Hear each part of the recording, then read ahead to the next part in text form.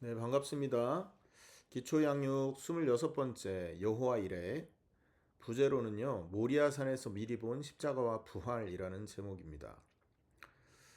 성도 여러분, 지난주에 우리 삶의 역사하시는 하나님의 섭리 그리고 공급하심에 대해서 함께 묵상했고요.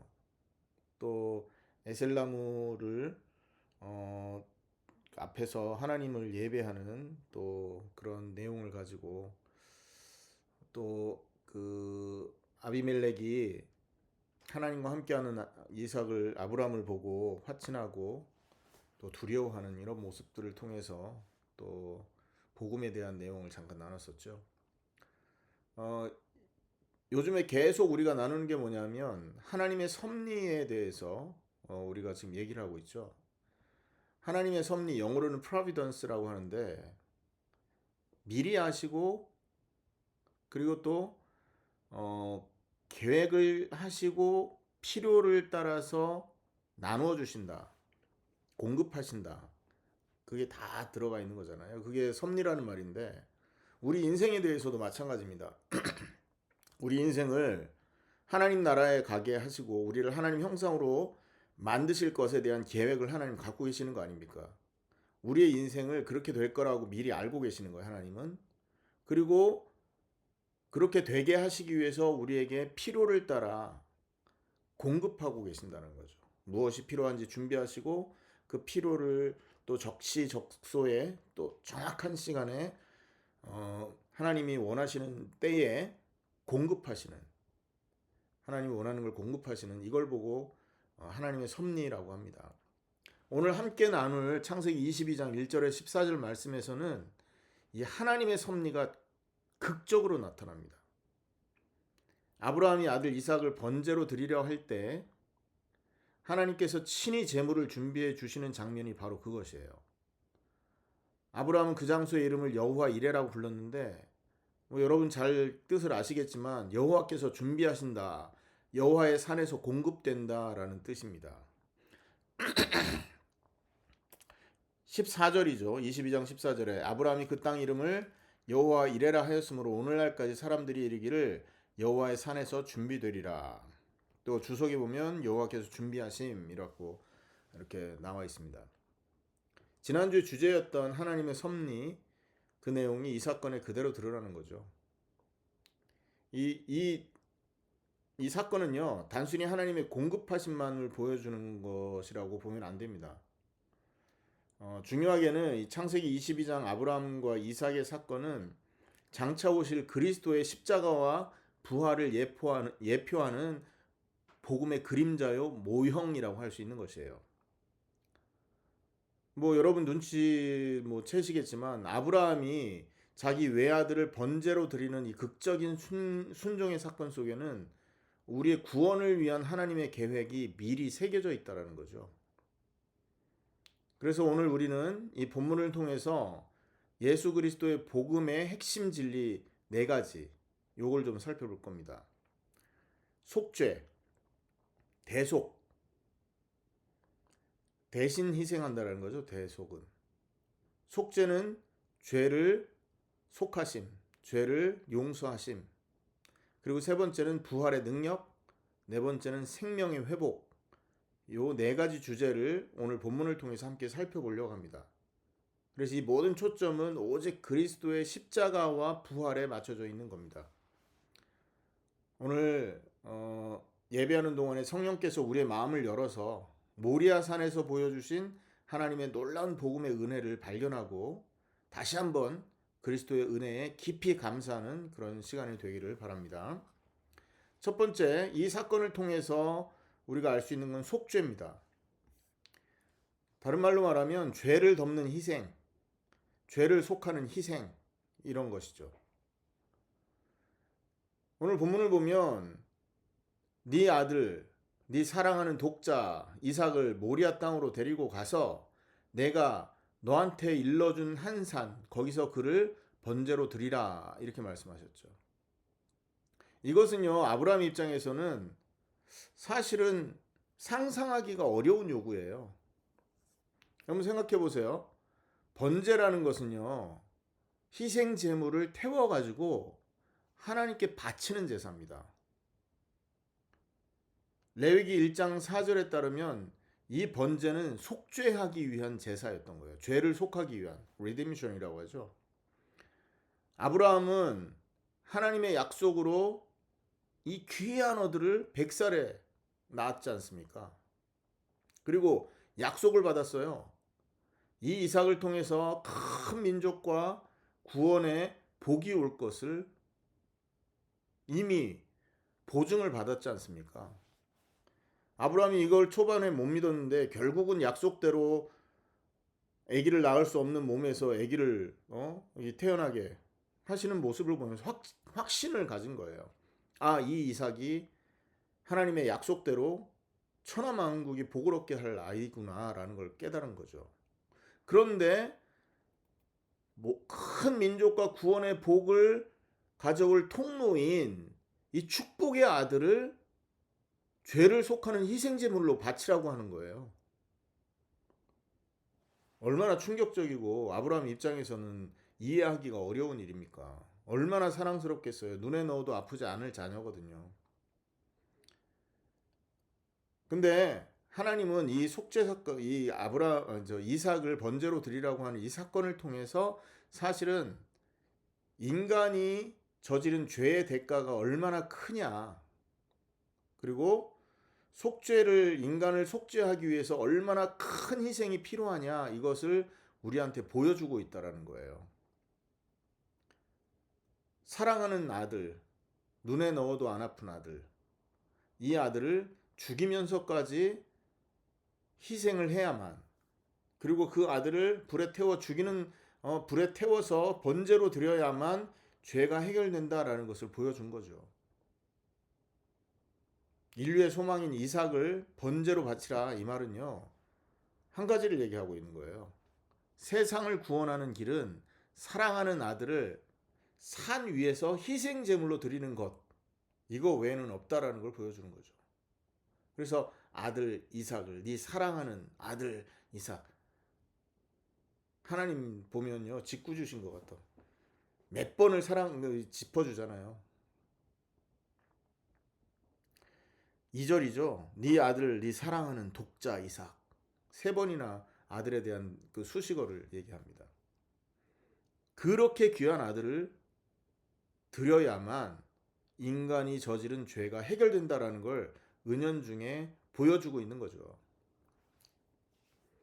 예표하는 겁니다. 성경은 분명히 선포합니다. 죄의 싹은 사망이라고요. 로마서 6장 23절이죠. 거룩하신 하나님 앞에서 죄를 속하라면 반드시 죽음으로 치러야 할 값이 있는 거예요. 히브리서 9장 22절에 보면 피 흘림 없이는 죄 사함이 없는 겁니다. 그래서 창세기 22장에서 이삭을 번제로 드리라는 이 명령은 이러한 속죄의 원리를 극적으로 나타내는 거예요. 사랑하는 자녀가 번제로 죽어야만 인간이 해결할 수 없는 그 죄를 속할 수 있다는 걸 극적으로 보여주는 장면이라는 거죠. 그래서 이 하나님의 말씀을 듣고 아버지 아브라함은 사랑하는 아들의 생명을 그 죄값으로 내놓을 수밖에 없었던 거죠. 이것은 사실 아브라함이 하나님 앞에 순종하잖아요. 이것은 뭘 말하냐면 하나님 아버지께서 우리를 위해서 치르실 희생을 미리 보여주는 그림자라는 겁니다. 아브라함이 자기 아들을 데리고 나가는 그 심정, 그게 아버지 하나님이 아들 예수 그리스도를 이 땅에 보내면서 가졌던 심정이라는 거죠. 그래서 로마서 8장 32절은 자기 아들을 아끼지 아니하고 우리 모든 사람을 위하여 내어주신 이라는 말을 합니다. 이건 하나님의 사랑을 말하는 거죠. 아들을 아끼지 않았던 거예요. 인류의 죄를 해결하기 위해서. 인간을 얼마나 사랑하냐, 자기 아들을 우리에게 내어주시기까지 사랑한 거죠. 우리를 지옥에 던져두지 않으시려고 가장 사랑하는 독자 아들 그리스도를 우리에게 보내주신 거예요. 이게 하나님의 사랑이죠. 그래서 아브라함이 아들을 제단에 내어놓는 이 사건 속에서 앞으로 하나님께서 친히 죄인의 속죄를 위해 외아들을 내어 주실 것이라는 복음의 그림자가 비춰지고 있었다는 거예요.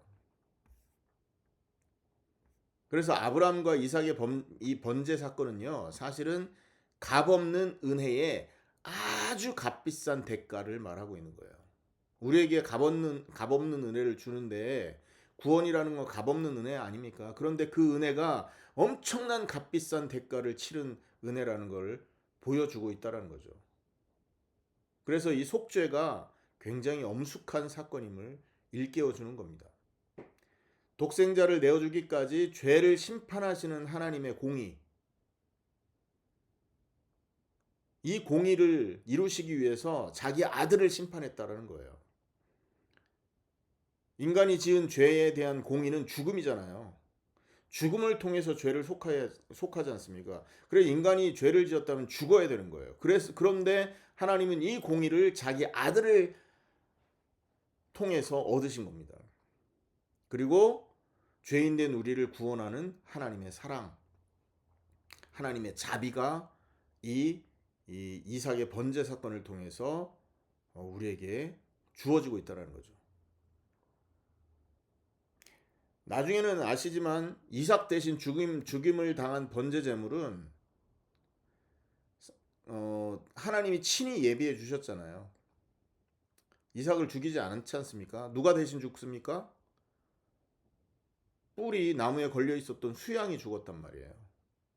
거기 보면 13절에 보면 아브라함이 가서 그 숫양을 가져다가 아들을 대신하여 번제로 드렸더라. 이게 속죄입니다. 속죄. 대신 죽는 속죄.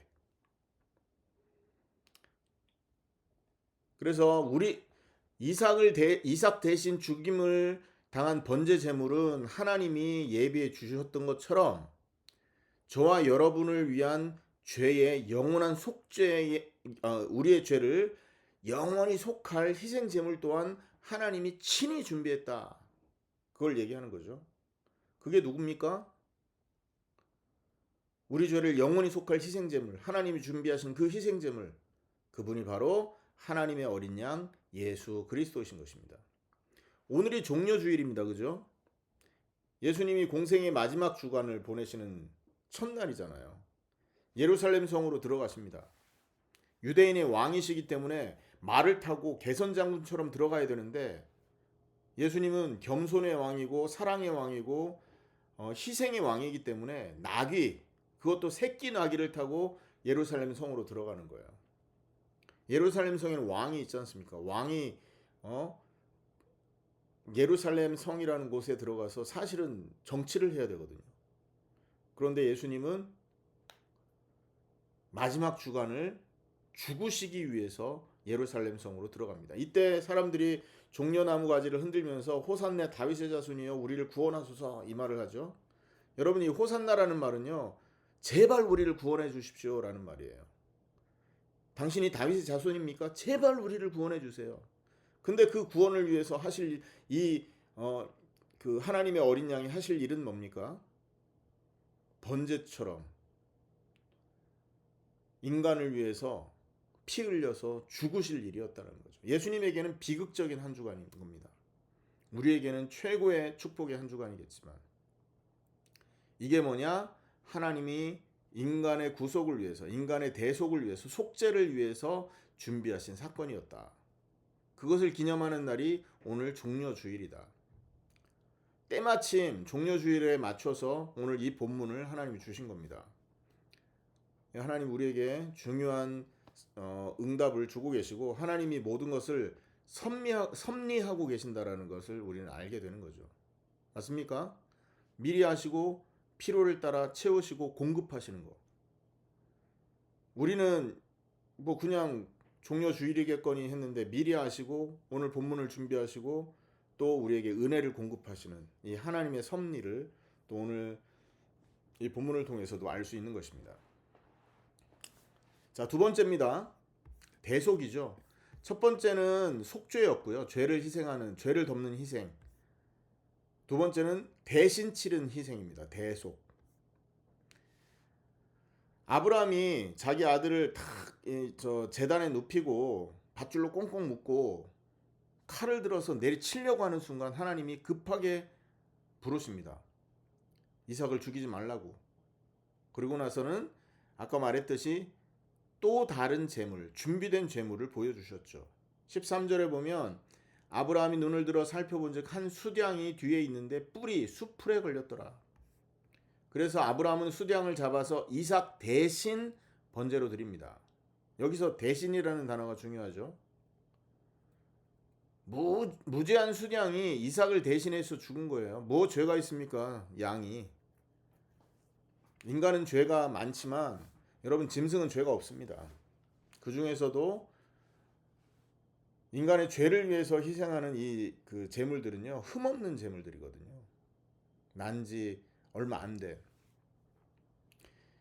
이 무제한 수량이 이삭 대신 죽은 거죠. 이 장면은 분명하게도 그리스도의 대속을 미리 가리키고 있는 거예요. 대속, 대신 죽음이죠. 희생을 대신 치른다. 우리가 당할 희생을 대신 치렀다라는 거예요. 그리스도의 십자가가 우리가 당할 희생을 대신 치른 자리고요.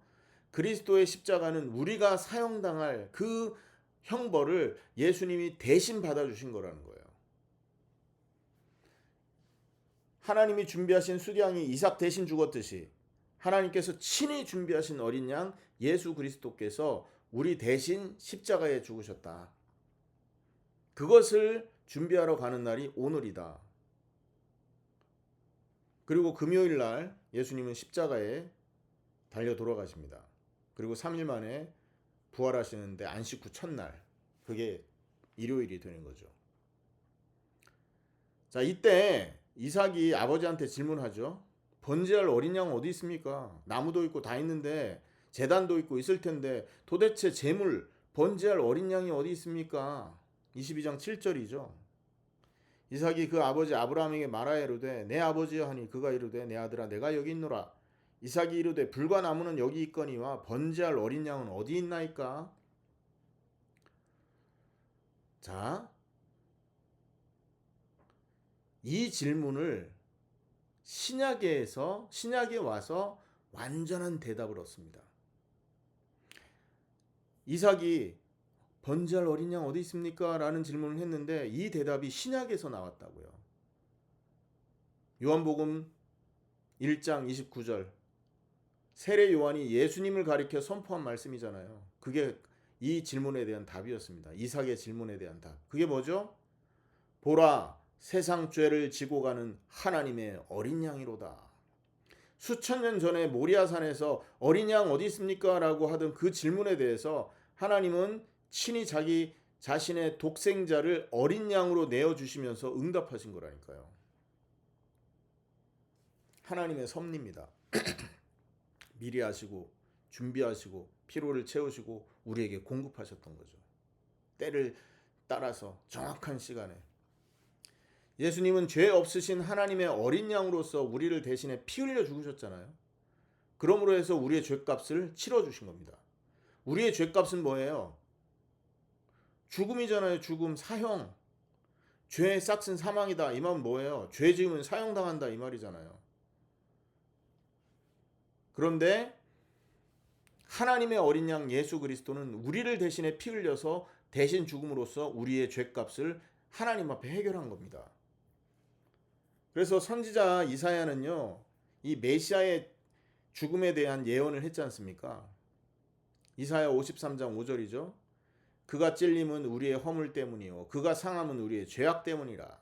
그가 징계를 받음으로 우리는 평화를 누리고 그가 채찍에 맞음으로 우리는 나음을 입었도다. 그 예언대로 예수님이 어떻게 됐습니까? 우리의 허물과 죄악을 대신 짊어주시고 십자가에서 피 흘려 죽으셨던 겁니다. 그래서 이 창세기 22장의 이 수량으로부터 시작된 구약시대 제단에서 죽임당한 수많은 양들은 사실 앞으로 이 땅에 오셔서 인간의 모든 죄악을 대신해서 단번에 완전히 영원한 희생을 드릴 그리스도의 희생을 상징했던 거예요. 아멘입니까? 이것을 상징하기 위해서 하나님은요 수천억만 마리의 양을 잡았다라는 거죠. 하나님께서 준비한 게 뭡니까? 오늘 여호와 이레 하나님의 산에서 준비될 것다라고 했는데 그 여호와 이레로 준비하신 게 뭐예요? 결국은 예수님이었다라는 거예요. 그분의 단번의 십자가 제사로 단번의 십자가 제사로 모든 죄를 대속하고 온전한 구원을 이루고 영원한 속죄를 이루셨다라는 거죠. 우리가 받을 그 형벌을 대신 담당하신 예수님의 십자가를 바라볼 때에 우리는 하나님의 크신 사랑과 은혜를 바라보게 되는 것입니다. 이사야 53장 6절 말씀에 이런 말씀이 있습니다. 우리는 다 양 같아서 그릇 행하여 각기 제 갈 길로 갔거늘. 우상 숭배했다는 거죠. 여호와께서는 우리 모두의 죄악을 그에게 담당시키셨도다. 얼마나 놀랍습니까? 이 말씀대로 하나님은 우리의 죄를 예수님께 담당시키시고 우리는 용서와 생명을 얻었던 것입니다. 이 놀라운 대속의 은혜를 이삭을 대신한 수장의 이야기가 이미 선명하게 명확하게 예언을 하고 있었던 거라는 거죠. 이게 이 사건을 통해서 대신 치른 희생, 수량이 대신 죽은 사건을 통해서 바라본 메시아의 대속 사건이었다는 거예요. 세 번째입니다. 이 사건을 통해서 우리가 확인할 수 있는 건 부활의 능력이에요. 부활은 뭐죠? 죽음을 이기는 능력 아닙니까? 죽음을 이기는 믿음이 바로 부활이라는 거예요. 이삭을 바치라는 요구 앞에서 아브라함은 절망했습니까? 안 했잖아요. 그 요구를 받고 아브라함은 또 하나님한테 항의했습니까? 불평했나요? 원망했나요? 아니잖아요. 끝까지 순종의 걸음을 내딛었습니다. 어떻게 이런 순종이 가능했겠습니까, 여러분? 어떻게 아버지로서 자녀를 자기 사랑하는 아들 독자를 죽이라고 하는 이 부탁을, 이 명령을 어떻게 순종할 수 있었을까요? 믿음 때문에 그랬습니다. 히브리서 11장 19절에 그 이유가 나오잖아요. 자, 히브리서 11장 19절 한번 찾아보시기 바랍니다.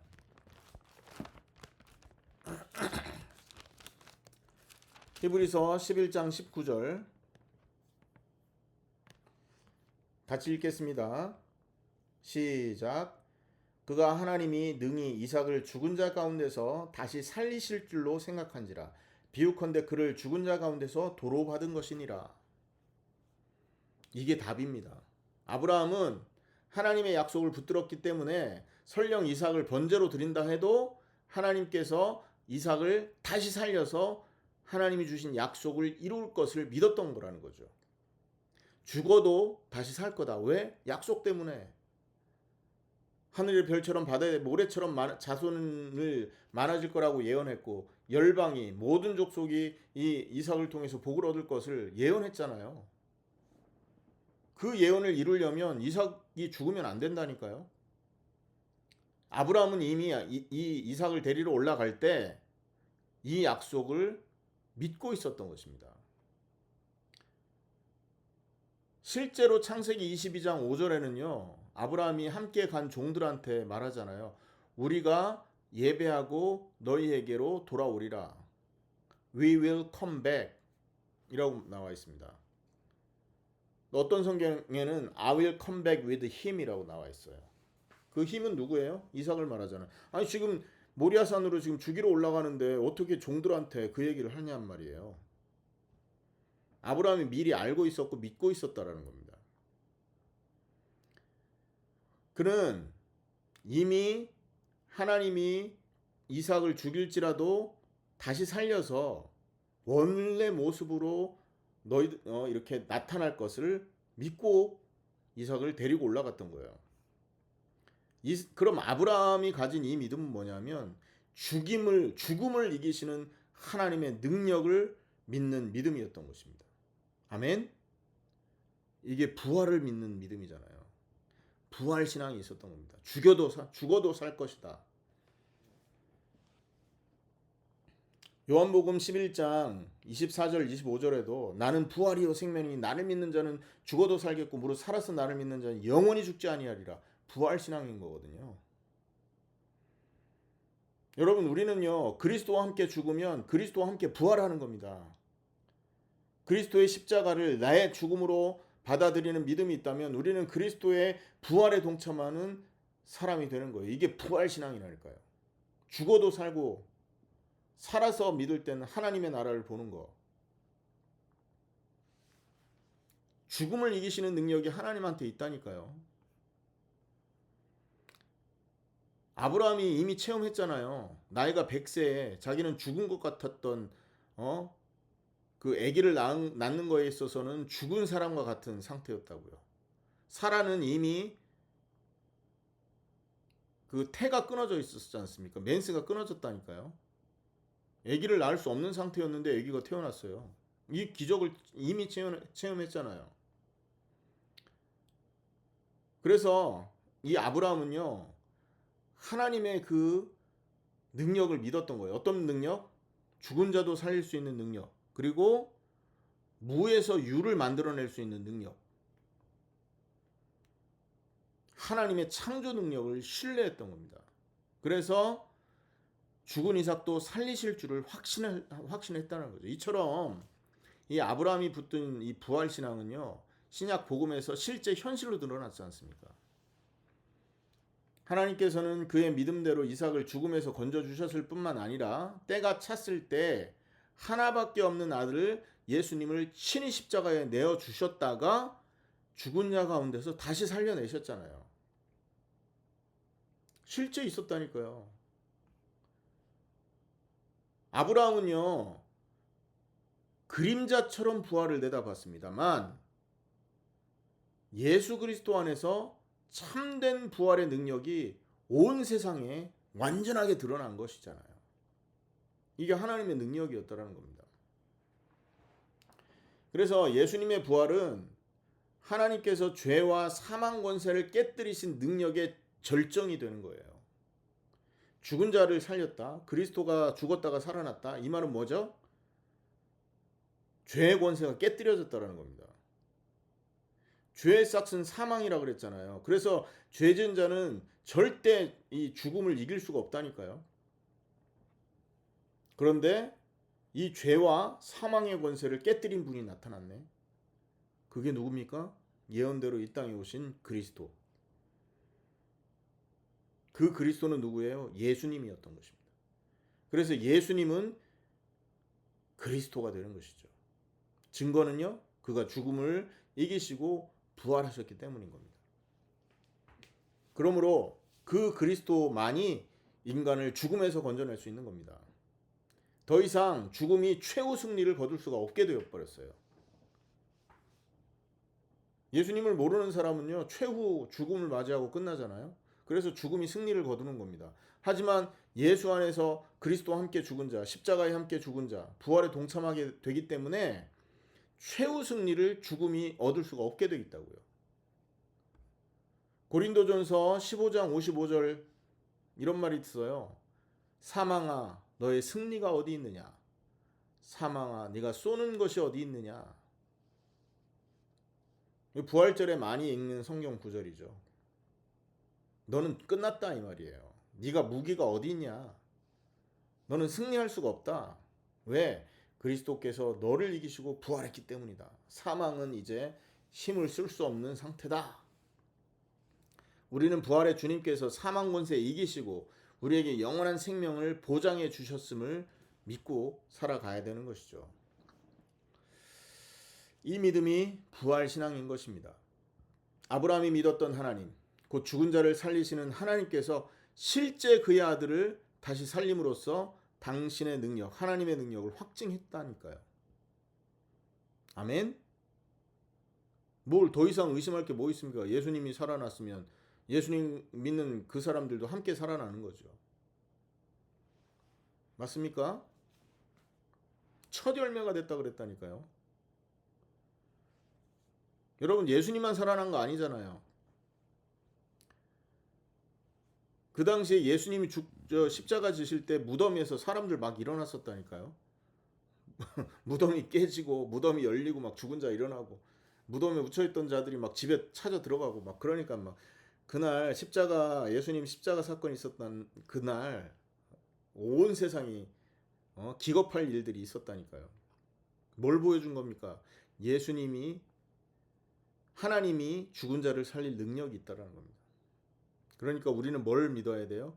부활을 믿는 믿음을 가져야 되는 것이죠. 아브라함이 믿었던 하나님, 곧 죽은 자를 살리시는 하나님께서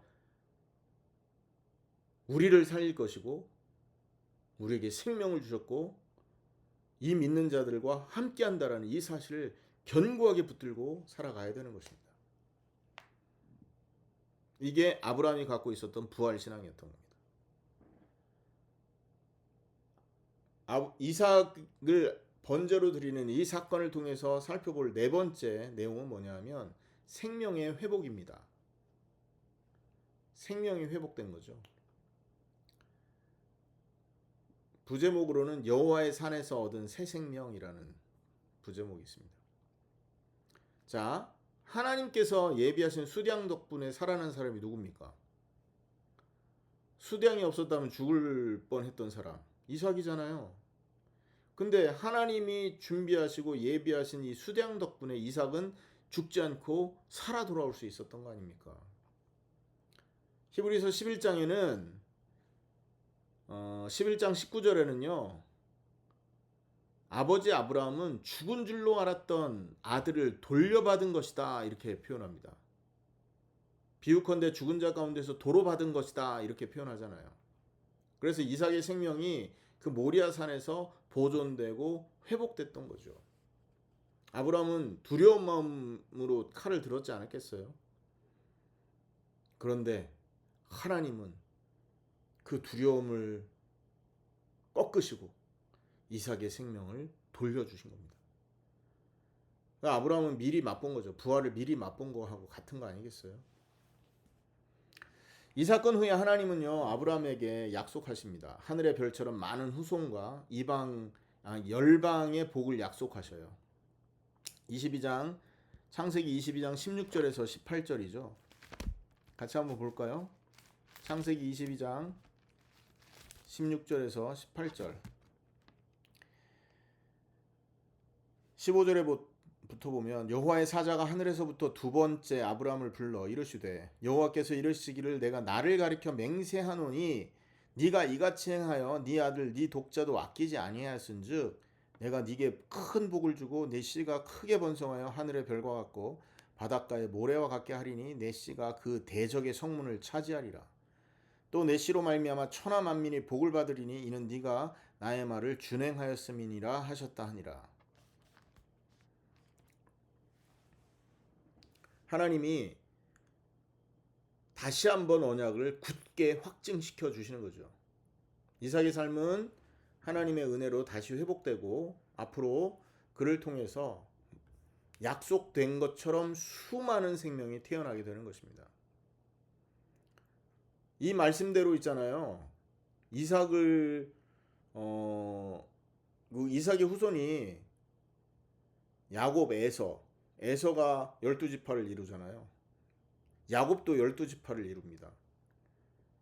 물론 에서는 하나님 민족이 믿는 사람들이 아니니까 제한다 할지라도 야곱을 통해서 여러분 12지파가 형성됐고 그리고 400년 그 야곱이 애굽으로 내려가서 400년 살잖아요. 요셉도 죽고 다 죽고 400년 후에 출애굽할 때 60만 명이 빠져나옵니다. 여러분 400년 만에 60만 명, 남자 수만 60만 명인데 있잖아요. 여자 합치고 아이들 합치면 200만 명이 넘는 숫자입니다. 이게 왜 그런 부흥이 있었냐? 하나님의 언약 때문에 그랬다는 거예요. 이제는 어떻게 되죠? 그 언약이 예수 그리스도를 통과하면서 예수 믿는 그 백성들로 바뀌어버린 거예요. 이 예수의 피, 그리스도의 피를 통해서 보혈을 통해서 아브라함의 후손이 육신적인 후손으로만 있는 게 아니라 양좌된 후손까지 더해진 겁니다. 그래서 우리가 유대인은 아니지만 하나님의 은혜로 하나님 백성 되고 아브라함의 후손 된 거라니까요. 영적으로 보면 이 약속 때문에 그랬던 겁니다. 아브라함은 이 모리아 제단에서 단지 아들 목숨만 돌려받은 게 아니라 여호와의 놀라운 구원의 역사를 체험한 겁니다. 그리고 하나님을 새롭게 만난 것이죠. 그래서 그것을 기념하려고 여호와 이레라고 부르면서 하나님을 기억했던 겁니다. 여호와께서 준비하신다라는 이름의 뜻대로 하나님께서는 그 산에서 필요한 것을 공급하셨던 거예요. 믿음도 공급한 거고 하나님과의 관계도 회복시킨 것이고 구원의 놀라운 역사를 체험하기도 한 것이죠. 훗날 사람들은 이 일을 회상하면서 속담을 만들었죠. 아까도 읽었지만 여호와의 산에서 준비되리라. 하나님께서 모리아 산에서 보여주신 그 공급하심은 장차 미래에 있을 크고 완전한 생명의 구원을 가리키는 말이에요.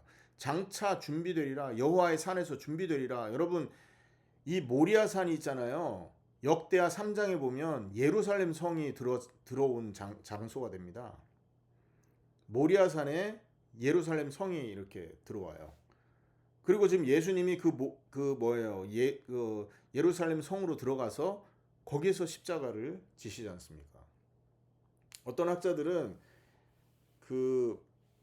이삭이 번제물로 드려지기 위해서 올라왔었던 그 바윗돌 있잖아요. 그 바윗돌 위에 예수님의 십자가가 이렇게 세워졌다라고도 말을 합니다. 골고다가 해골이라는 뜻을 갖고 있잖아요. 그게 거기가 채석장이랍니다. 예루살렘 그쪽에 있는 채석장이라는 돌을 깎는 건데 거기 삐쭉 나와 있는 돌멩이 하나가 해골 모양이라네요. 그래서 거기를 골고다라고 말한다고 하는데 어쨌든 이 모리아 산에서 있었던 일이 수천 년 후에 예루살렘에서 그대로 재현이 된 거예요. 누구를 통해서? 그리스도의 십자가를 통해서. 이 말은 뭐죠? 하나님이 준비하리라 했고 그것이 때가 차서 드러났던 거예요. 앞으로 있을 일을 미리 아시고 그것을 준비하시고 필요를 따라 공급하시고 우리에게 은혜를 나눠주신 거예요. 이게 하나님의 섭리라는 것입니다. 때가 됐을 때 그 예루살렘 언덕에서 예수님이 자기 자신을 내어주심으로 인류를 위한 영원한 속죄 제물이 되고 그리고 십자가 위에서 다 이루어진 구속사역이 사흘 후에 부활을 통해 완전한 생명 능력으로 나타난 거 아닙니까? 요한복음 19장 30절에 십자가에서 다 이루었다 말씀하시고 눈을 감으셨죠. 뭘 이루었다는 얘기겠습니까? 구약에 예언했던 모든 것을 다 이루었다. 하나님이 속죄를 위해 준비하셨던 모든 언약을 완성했다. 이제는 더 이상 더 큰 제사가 필요 없다. 내가 가장 큰 제사를 했고 하나님의 모든 진노를 내가 받았다. 이제는 끝났다. It is finished. 놀랍지 않습니까? 다 이루었다가 It is finished. 팔레스타인이라고 말한다고 합니다. 자, 죄로 말미암아 영적으로 죽었던 우리가 그리스도 안에서 새 생명을 얻게 된 거예요.